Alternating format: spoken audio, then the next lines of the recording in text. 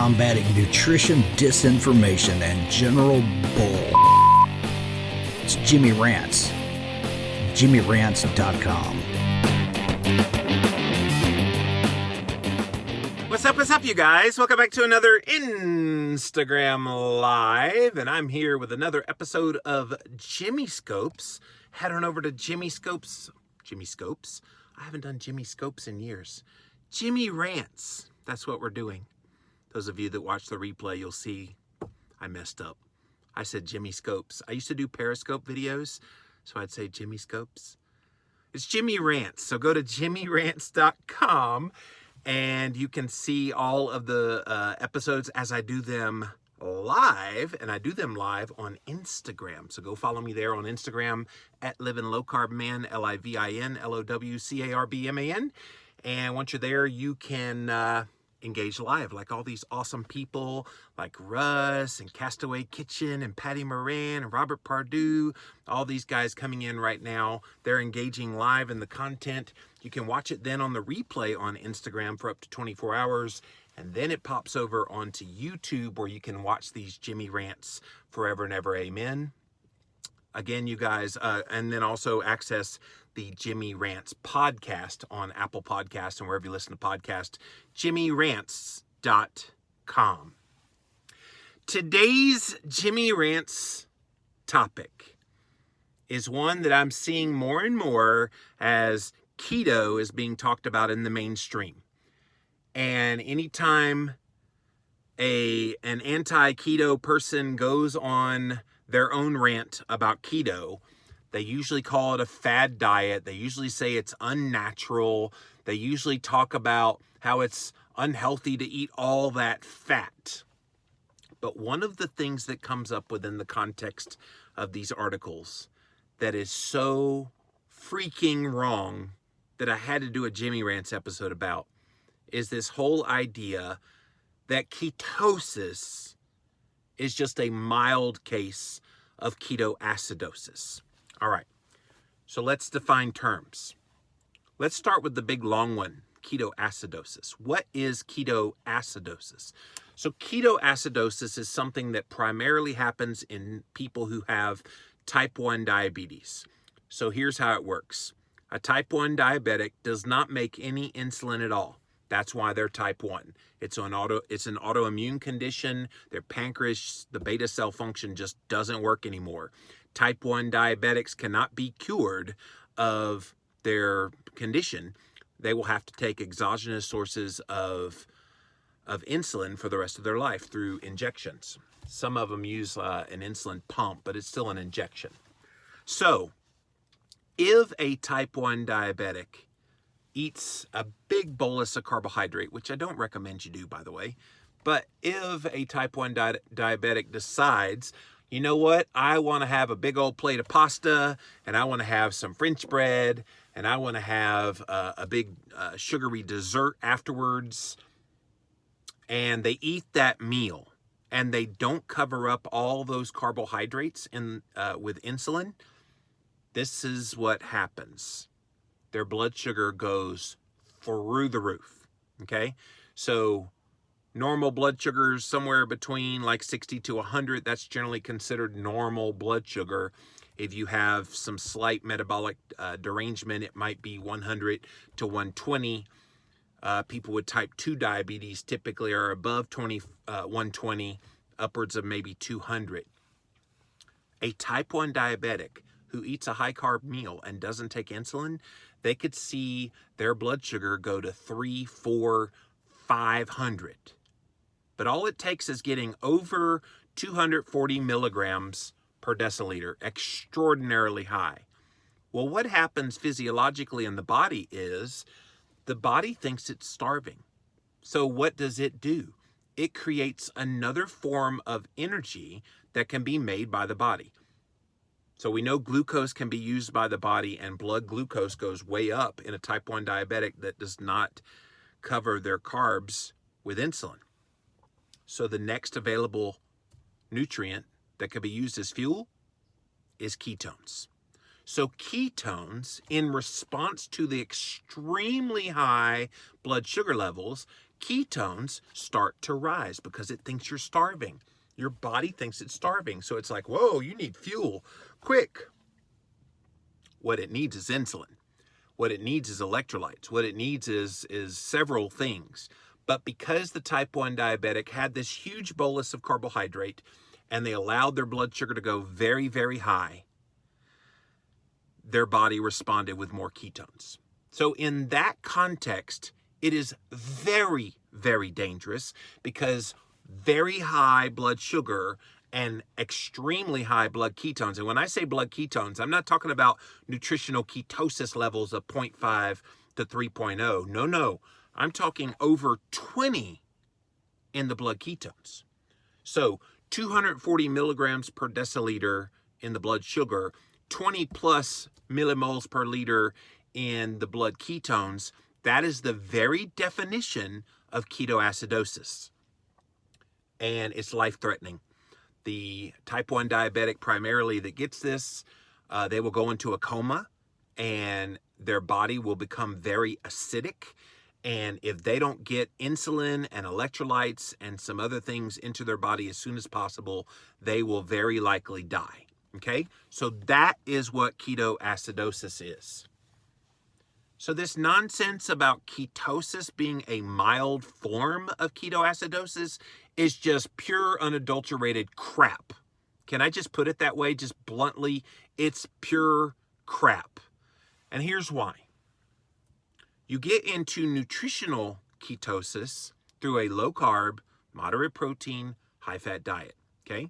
So when you cut down on your carbs and you moderate down on your protein and you eat lots of healthy fats to satiety, the magical thing that happens in your body first and foremost is not ketones going up. It's blood sugar going down.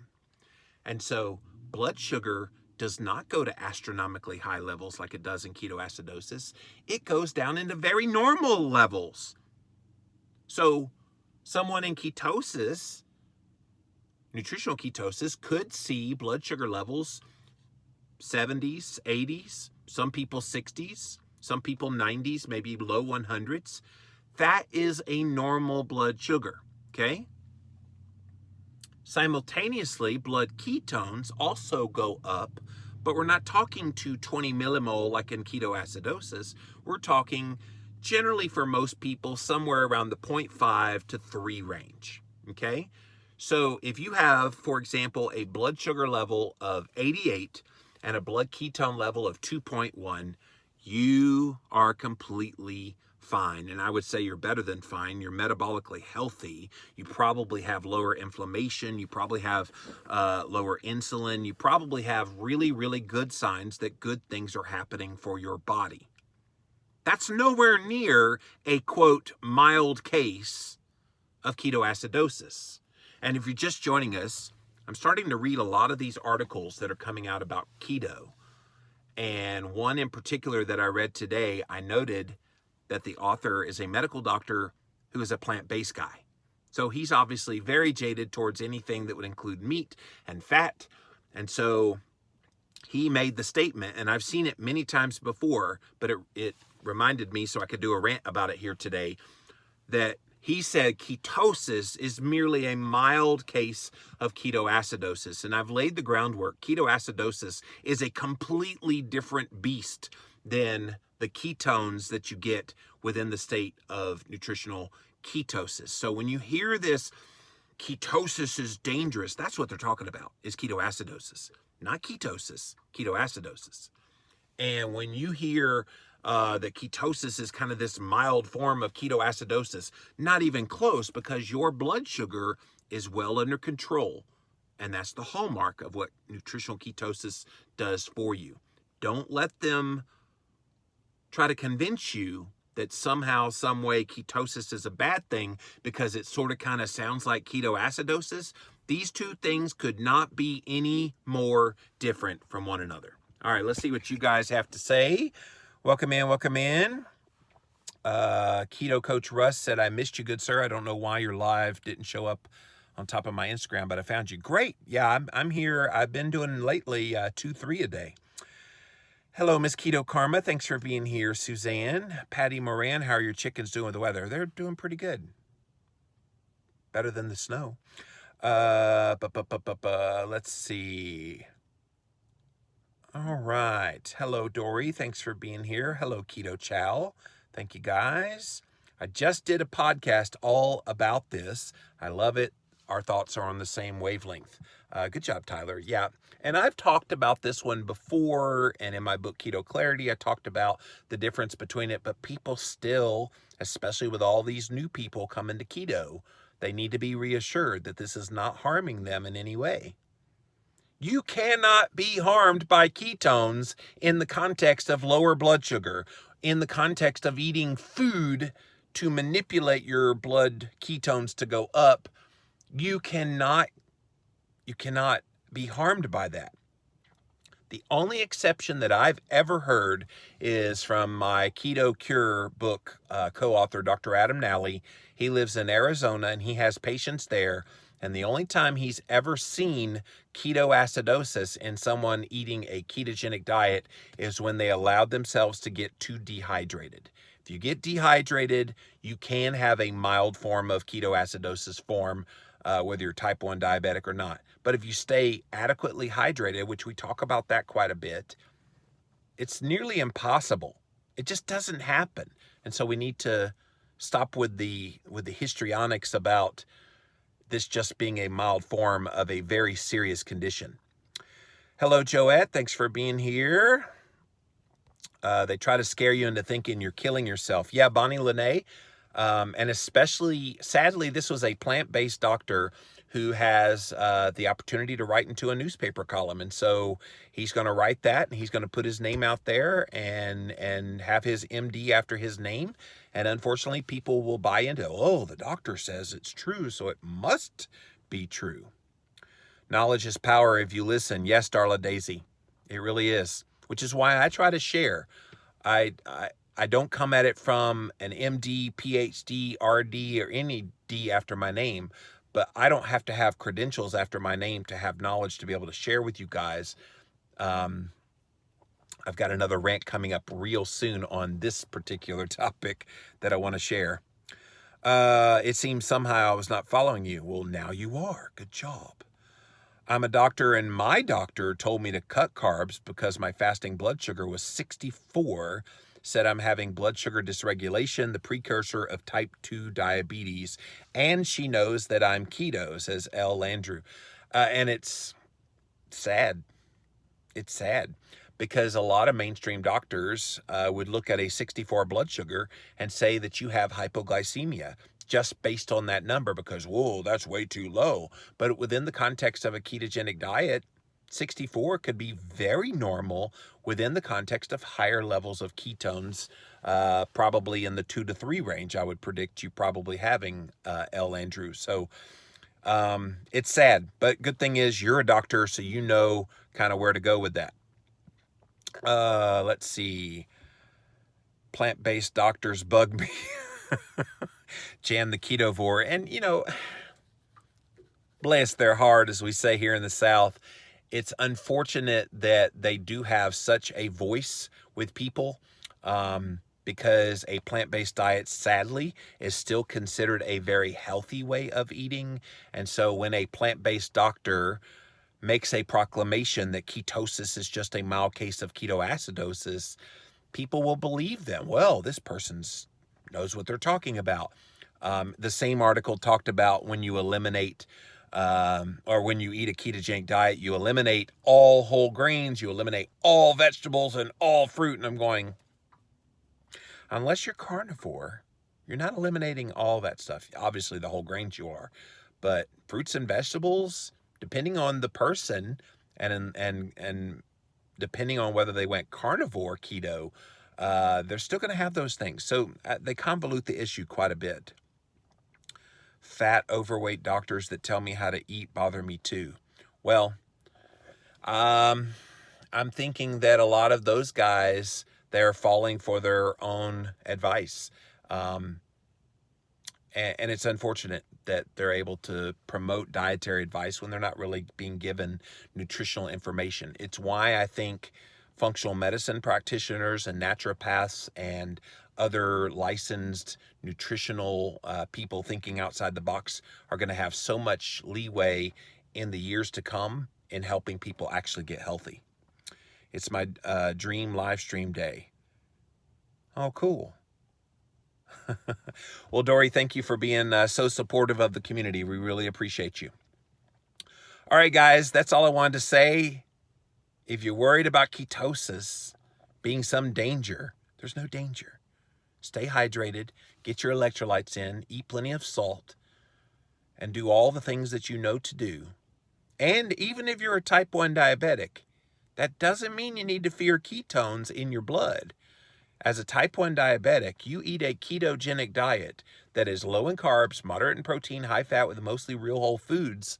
You will not have to use as much insulin. You still will have to use insulin. It doesn't completely eliminate all your need for insulin, but it does greatly diminish it, which saves you money. So that's pretty good.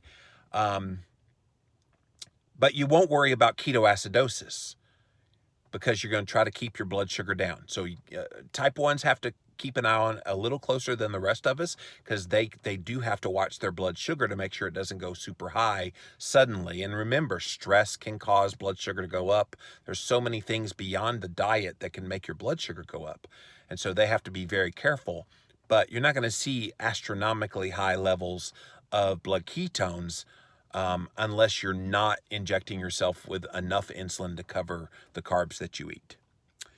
I'm thoroughly enjoying your Jimmy Rants. Thank you, Keto Kirsty. I appreciate that. Sorry I missed the start. Did I hear you say being in ketosis 100% of the time isn't a must? I think my ketosis sticks urine online or crap, and I struggle with diabetes machine. No, Nini's, I said that ketosis is not ketoacidosis. And I was reading an article by this vegan doctor who was saying that ketosis is just a mild case of ketoacidosis. But to answer your question, it's very easy for someone who is metabolically flexible to be able to come in and out of ketosis and be very healthy doing that. For someone with a little more metabolic damage, the goal should be to try to stay in ketosis as much as they possibly can. All right, guys, that is it for this Jimmy Rants. And as always, head on over to jimmyrants.com and we start off on Instagram Live. All these awesome people down here got to engage in the content with me on Instagram. So go follow me there at Livin' Low Carb Man, LIVINLOWCARBMAN. And then you can watch the replay for up to 24 hours on Instagram. Then we head on over to YouTube, pop it on there for you guys to watch. And then finally, we have a Jimmy Rants podcast, which has highlights and the best of this here show. JimmyRants.com is the website. So guys, until next time, we'll see you then.